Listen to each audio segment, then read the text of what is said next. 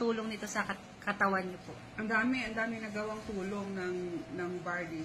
Una-una, ito yung kasi yung mother ko noon, pinatake ko kasi nagkakaroon ng thinning yung pagtitin yung buhok niya. Tapos nung pinatake ko siya, yun, kumapal na ulit. Tapos naging plump yung skin niya kasi dati dry yung skin niya. Tapos ngayon, okay na siya. Sa akin naman, yung pinaka-milagro na nangyari sa akin is yung myoma ko. Kasi, November na ako nag-take nito November.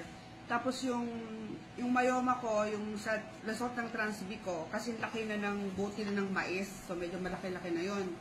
So, itong, nung Thursday, nagpa-Trans-B ako, ang result, halos hindi na makita yung myoma dahil kasing laki na lang ng butil ng munggo.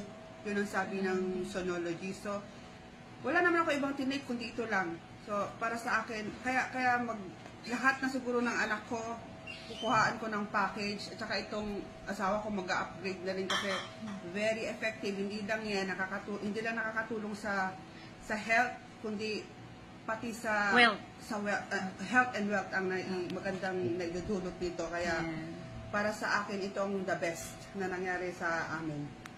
Salamat po, Mentor Judith.